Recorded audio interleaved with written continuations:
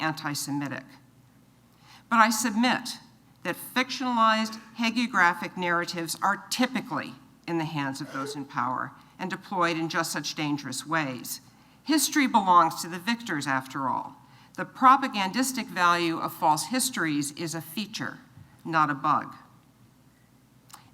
And I can't resist interjecting at this point a comment directed to Peter.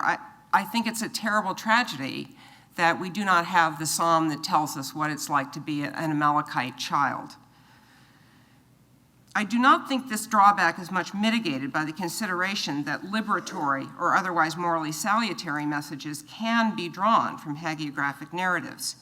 Enslaved Africans in North America, after all, were stripped of their own native cultures, languages, religions, and myths, and forced by circumstance to draw inspiration from whatever sources they could. On the other hand, I wonder what value Native American children could possibly derive from the schoolhouse rock tune, Elbow Room. Here's a stanza. The way was opened up for folks with bravery. There were plenty of fights to win land rights, but the West was meant to be. It was our manifest destiny. And it's a lasting regret of mine that I did not make a holy stink when my daughter's school put this play on. Another example I wanted to bring up for our collective consideration, and I only thought of this morning, and I just mentioned it to Nick, and that's the very real problem about the Confederate flag in the South. The Confederate flag means one thing to Southern whites. I'm even assuming that people who say what it means to them are being honest, and that it doesn't actually symbolize racism to them, but there's no way that African Americans can see that flag as anything but a celebration or an endorsement of the war to keep them enslaved. Let us set such scruples aside, however, and suppose, along with Professor Wolterstorff, that it can be morally beneficial to a group to create, preserve, and promulgate hagiographic narratives. Even with this granted, I fail to see how Professor Wolterstorff is going to fulfill the task he set himself. It's not enough to find a way of denying that God ordered genocide. We need still to ask about the rhetorical purpose served by canonizing a narrative according to which he did. Founding myths and hagiographies typically highlight virtues and values the group hold dear, or at least claim to hold dear. Here, for example, is a story about the Puritan emigration taken from a history website for children. I'll read this very quickly. About 1563 AD, some people in England decided that they wanted to follow a way of life they thought would be more according to what God wanted.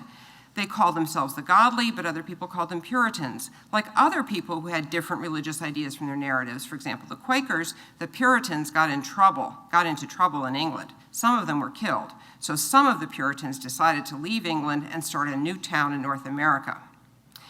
Now, this is a foundation myth about religious freedom, or more broadly, freedom of conscience. This story encourages the belief that the nation's commitment to such freedom stretched back to its very beginnings. This is a fantasy, of course, but that's not the point here.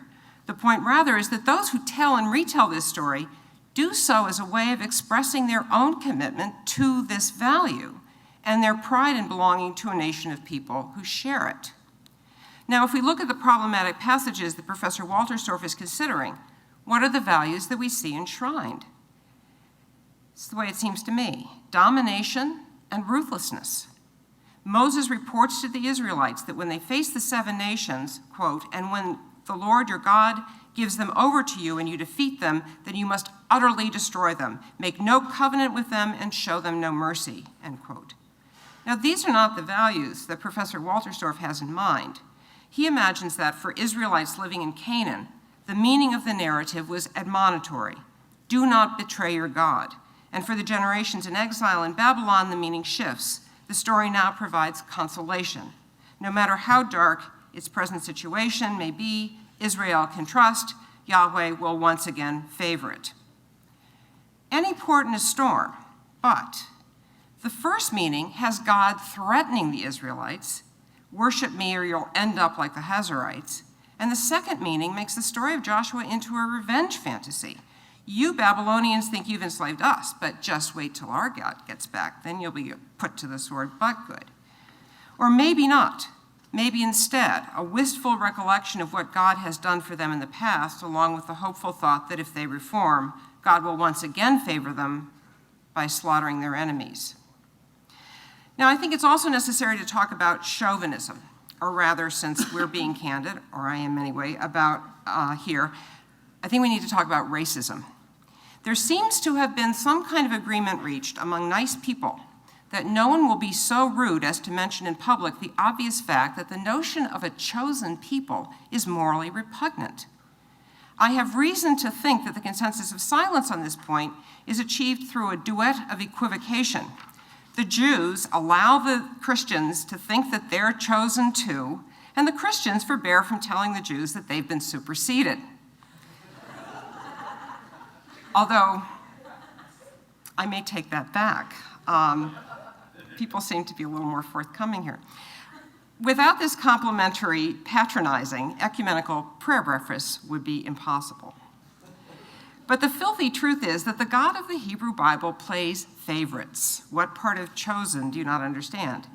This is not so bad if there are other gods, if there are many gods, so that every person has one and thus has some fighting chance in a conflict with Yahweh's tribe. But when the God of the Hebrew Bible is supposed to become the only God, the universalist God of the philosophers, then his favoring the Israelites over other peoples is unforgivable. Why is it just for God to prefer the freedom of his people over the lives and well-being of innocent Egyptian children? Why is it okay for him to dispossess the members of 7 nations and give their homelands to his people?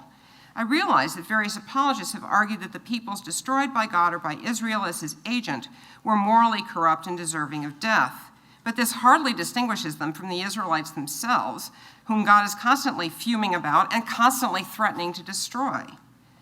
But perhaps the notion of a chosen people is itself part of a hagiographic narrative, not to be taken at face value. In that case, we must ask, as we did before, what meaning the stylized narrative might have for the people who tell it, who treat it as their history and the foundation of their culture. I think the meaning is clear. Readers of these narratives can only be edified to the extent that they are able to identify with the chosen people, the people who God has elected to defend and protect. And I do not see how that attitude can fail to warrant a kind of self-importance or self-centeredness, a feeling of superiority, and even more dangerously, a feeling of unearned entitlement.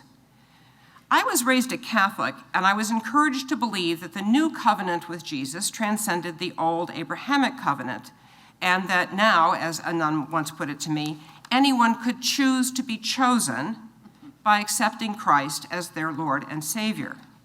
Now, I don't think we need to linger on the horrors, maybe we do, wrought by what were called overly zealous missionaries in my 6th grade Catholic school history book, and other grimly determined evangelists. Chosenness is an invitation to cloak one's own opinions and values with divine authority, and I think that's inherently dangerous. In closing, let me return to my first theme and consider the edifying effect of believing that God is on your side. I can see the utility of such a belief, and I don't say this with disparagement. Many of my non-believing friends have told me that they experienced real grief when they lost their faith, grief over losing something that religion had provided them, a profound sense of purpose, a feeling of connection to something fundamental and eternal, and that these were things for which they were not able to find any secular replacement. But to just that extent, to the extent that the edification they had derived from the revelatory claim to which they were responded, but to just that extent, the edification that they derived from the revelatory claim to which they were responding depended on just those elements of the message that, by their later lights, turned out to be false. Many of my theist friends assure me that God, the one true God, does not hold the attitudes evinced by the character of Yahweh in the Hebrew Bible. My concluding question then is this: what edifying message can we derive from the Hebrew Bible if we eliminate the assumption that God takes sides? Thank you.